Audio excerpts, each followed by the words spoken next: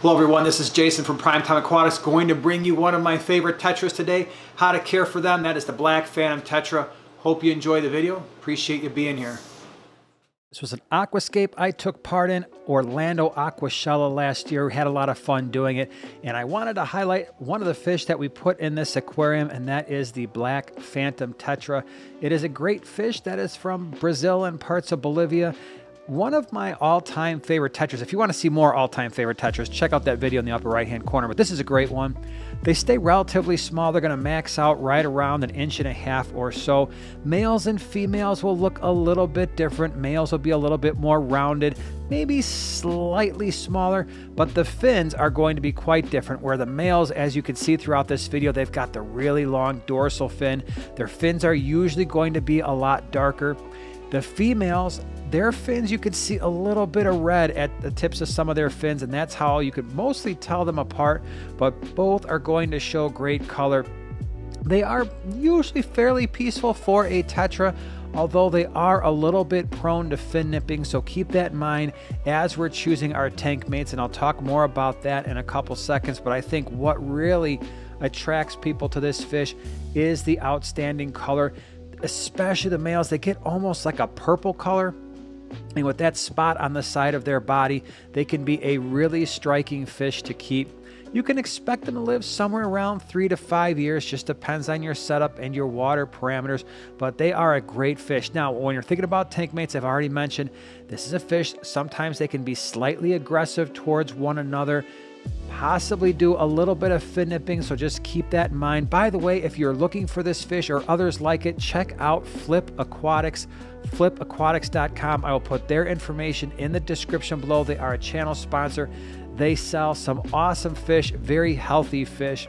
Now for our Black Phantom Tetra tank mates, first, keep them in big groups, just like you see here. Ideally, I know a lot of the wisdom on the internet is like, keep your schooling fish in at least 6 or more. This is a fish, especially I think if you can get them in 8, 10, 12, 15 or more, that is really going to set you up for success.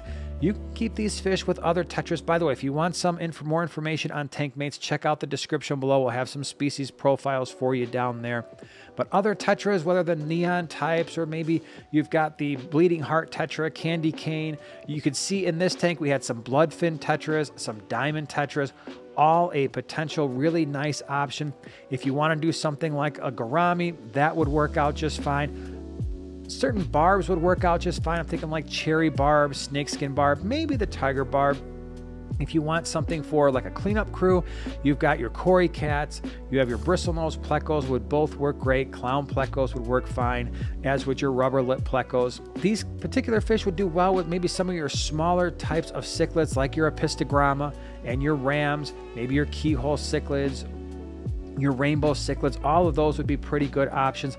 I wouldn't keep them with shrimp. I think that's a relatively bad idea. I think that is a probably the shrimplets for sure, and maybe some of even the smaller shrimp are going to get eaten. I would not keep these fish with bettas. Again, you're looking at a potential here for some fin nipping. I'm not crazy about keeping them with guppies either, because I think the male fins are a little bit too enticing. If you wanted to do something like mollies, that would probably be okay. Swordtails would probably work just fine as well. Now, caring for this fish, water parameters, it's not too difficult. They accept a wide range of temperatures, anywhere from the low 70s up to around 80 to 82 degrees.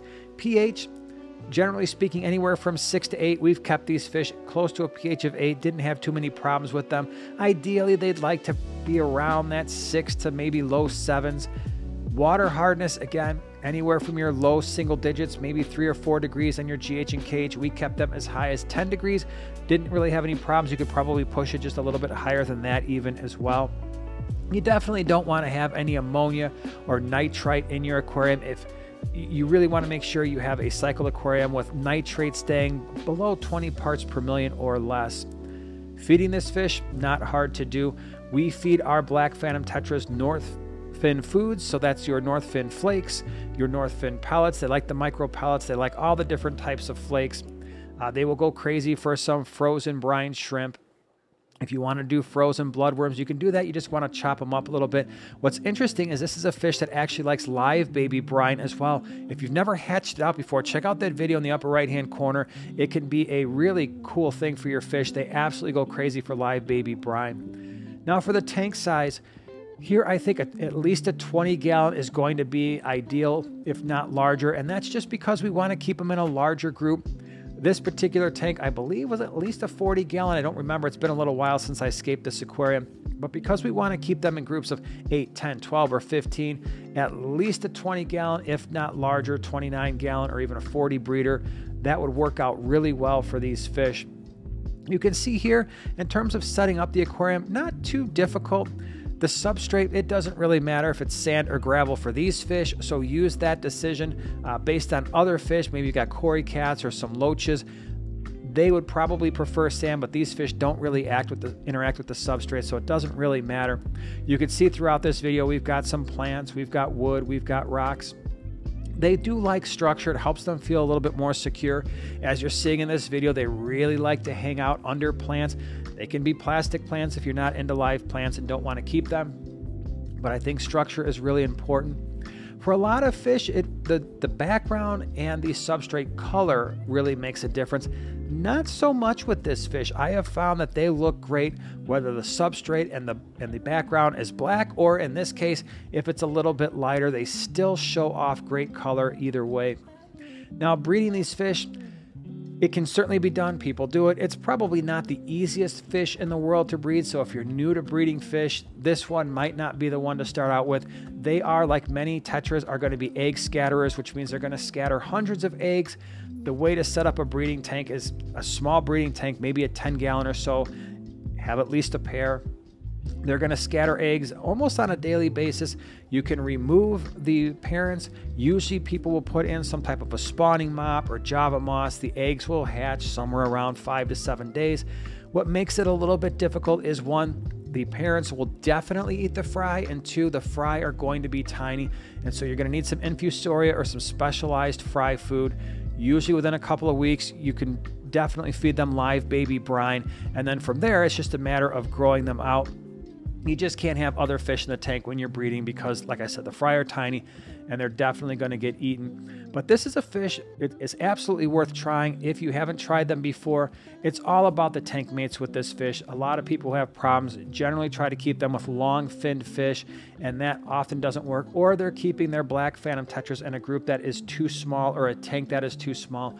So if you get those things right, at least a 20-gallon, keep them in a group of 8, 10, 12 or more. That's going to help reduce the chances of any fin nipping or any excessive aggression. You'll see the males sometimes, they'll kind of spar with one another. They will raise their dorsal fins. It looks really cool. They show off. A lot of times their show off looks a lot worse than what they're actually going to do in terms of aggression. But great fish, great color. If you want more information on tank mates, again, check out the description below. Really appreciate you being here, and we'll see you in the next one.